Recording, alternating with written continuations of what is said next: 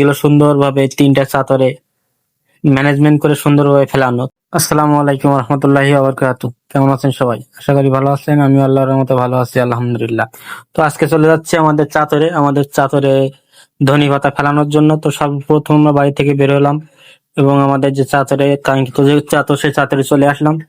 যেহেতু চাদরটা একেবারে আমরা বাড়ির পাশে, মাঠের সাইডে আমাদের বাড়ি, এটা বলা ভুল হবে, কারণ মাঠেই তো আমাদের বাড়ি, এটাই বলা সঠিক হবে। তো সবার আগে এসে চাদরের যে পেপার, সেই পেপার গুলো সুন্দরভাবে খুলে নিলাম, যাতে করে ভেতরে আমি কাজগুলো করতে পারি। তো আজকে আমাদের মূলত কাজ হলো চাদরের যে মাটিগুলো সুন্দরভাবে সমান করে আমাদের যে ধনিয়া পাতা, সেই ধনিয়া পাতার যে দানাগুলো বা বীজগুলো, সেইগুলো সুন্দরভাবে তিনটা চাদরে ম্যানেজমেন্ট করে সুন্দরভাবে ফেলানো। তো তিনটা চাদরে বলতে একটা চাদরের অর্ধেক ফেলানো হয় এবং সেই চাদরে পরবর্তীতে আমরা ফেলবো সেখানে পালং শাক। যেহেতু সবই ধনেপাতা থাকলেও ভালো হতো, কিন্তু পালং শাক দিচ্ছি, কারণ অর্ধেক একটু পালং শাক থাকলে একসঙ্গে দুইটা তুললে যে কোনো একটা চাহিদা তো থাকবে।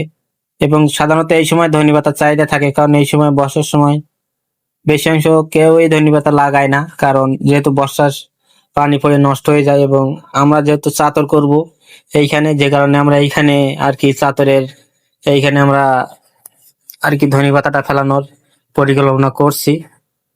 তো ইতিমধ্যে আমাদের কাজ সবগুলোই প্রায় এগিয়ে গেছে এবং আমাদের ফেলানো আরো এখান থেকে কয়েকদিন আগে ফেলানো হয়ে যেত, কিন্তু তার একটা প্রধান কারণ যে এই পরবর্তী যে বৃষ্টি এসেছে, এই বৃষ্টিতে পুরো চাতর মানে বুড়ে গিয়েছিল, যে কারণে আর কি আমরা ফেলাতে পারিনি।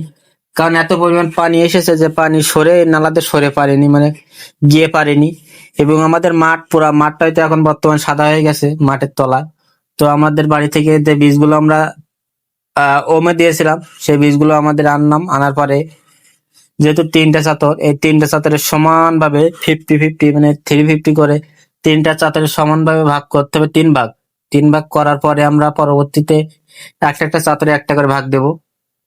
তো যে কারণে প্রথমে তিনটা ভাগ করে নিচ্ছি, তিনটা চাতরের জন্য তিনটা ভাগ করে নিলাম। নেওয়ার পরে আমাদের যে চাতরে আমরা ধনে পাতার সঙ্গে পালং শাক ফেলবো অর্ধেক, তো সেই চাতরের তো আবার অর্ধেক বের করে ওই দুই চাতরে মিলমিশে করে দিতে হবে। তো সেই কারণে আমরা আর কি কাজটা সম্পূর্ণভাবে আস্তে আস্তে ধীরে ধীরে করছি, যাতে করে আমরা বুঝতে পারি যে সব সমান হয়েছে কিনা। আর বারবার এদিক শোনার কারণ, যেহেতু আমি শুনতেছি যে এগুলো সমান হয়েছে কি না হয়েছে।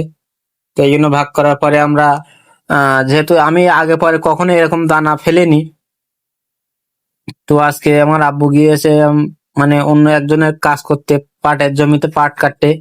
তো সেই কারণে আর কি কাজটা আমাকেই করতে হচ্ছে। আর দানাগুলো যেহেতু ফেটে গেছে, এই দানাগুলো তো মূলত আমাদের ওমে দেওয়া ছিল, যে কারণে দানাগুলো আজকে না ফেললেই হবে না। তো যে কারণে আমি সকাল সকাল এসে দানাগুলো ফেলানোর চিন্তা করছি।